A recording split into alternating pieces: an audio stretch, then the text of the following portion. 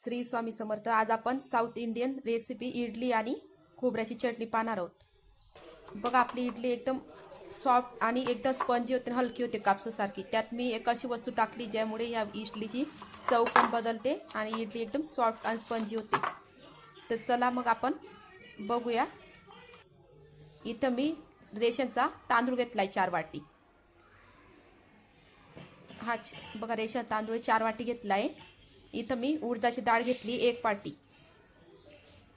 आणि इथं 1 वाटी साबुदाणा घेतलाय।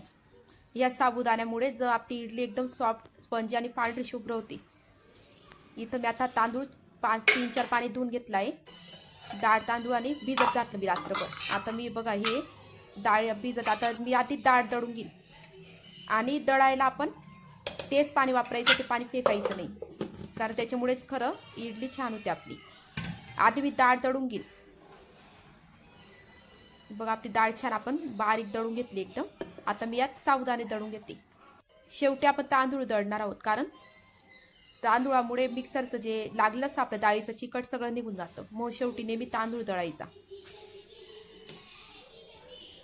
बघा, तांदूळ छान दळून घेतली का आपलं छान दळलं गेलं।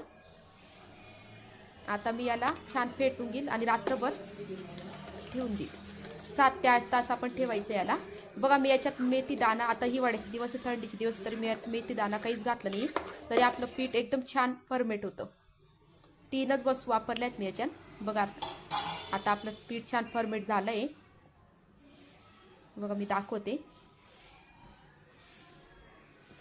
बघा किती छान आपलं फुललंय पीठ एकदम असं छान। आता त्याच्यात मी मीठ टाकून घेईन। आता छान याला फेटून घेते। किती फुललंय बघा आपलं पीठ, किती अर्धीच पातेल्यात पीठ होतं आपलं। आता या भांड्याला मी तेल लावून घेते छान।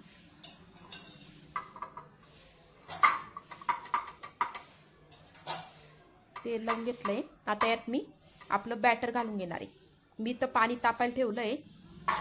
पाणी तापले असं लगेच आपण जर त्याच्यात पात्र ठेवलं तर पटकन वाफ भेटल्याने इडली पटकन छान फुलते। बघा, मी पात्र छान भरून घेते आणि याच्यात आता 2 पात्र मी ठेवून घेते छान। माझ्या एका भांड्यात 8 इडल्या होतात एका टायमाला।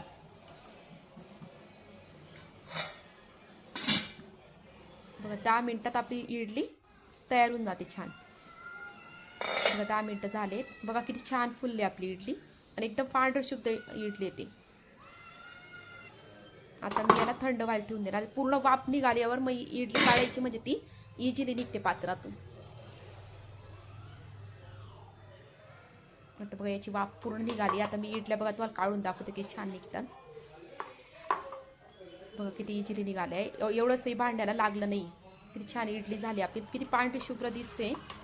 तुम्ही एकदा नक्की ट्राय करा या मापाने, या पदार्थ वापरून। काही जण पोहे टाकतात, पण मी साबुदाणा टाकले नाही। मला जास्त फरक वाटला इडलीमध्ये साबुदाण्यामुळे। खूप सॉफ्ट इडली तयार होते आपली आणि पटकन तयार होते। आता मी इथं चटणी तयार करून घेणार आहे। इथं मी तवा तापल्या त्यावर मी शेंगदाणे, हिरवी मिरची आणि लसूण भाजून घेते, म्हणजे इडलीला आपण वरून फोडणी देऊ, म्हणजे हे कच्चं लागणार नाही। बघा, छान असं मी भाजून घेतलंय। आता हे मिक्सरच्या भांड्यात काढून घेते।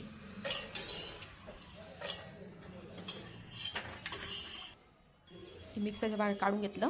आता मी तर माझं बारीक केलेलं खोबरं असतं फ्रीजमध्ये ठेवलेलं, तेच मी भाजून घेणार आहे। हे असं माझं थोडं भाजलं असतं, पण तरी अजून थोडं भाजून घेईल, मग चटणीला छान टेस्ट येईल। आता याला पण मी भाजून घेते। गॅस बंद राहू दिला होता, कारण आपला तवा तापलेला होता।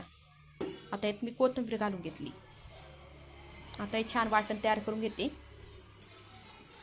आता चवीनुसार मीठ टाकून घेते आणि मग पाणी टाकते। आधी कोरडं मिश्रण वाटायचं, आधी पाणी नाही टाकायचं। आता यात मी चवीनुसार मीठ बघा अशी वाटून घेतली आपण। आता एका पात्र्यात ही काढून घेते मी आणि यात मी पाणी टाकते, कारण आपण मिक्सरला जी चटणी लागली आहे आणि एक फिरवून घेते, एक फेरा, म्हणजे आपलं सगळं अडकलेलं निघून जातं आणि भांडं पण आपल्याला धुवायला सोपं जातं। बघा, छान पातळ मी चटणी केली आहे। आता इथं मी फोडणी टाकते चटणीमध्ये। त्यासाठी मी इथं तेल तापायला ठेवलंय। त्यात आता मी जिरं, मोहरी आणि कढीपत्ता टाकून घेते। तुम्ही यात लसूण पण टाकू शकता। बघा, ही फोडणी किती छान। या फोडणीमुळे चटणीला खूप छान टेस्ट येते। बघा आपली इडली आणि चटणी तयार झाली. चला मग तुम्हाला ही रेसिपी कशी वाटली कमेंट्समध्ये नक्की सांगा आणि व्हिडिओला लाईक करा, शेअर करा, सबस्क्राईब करा.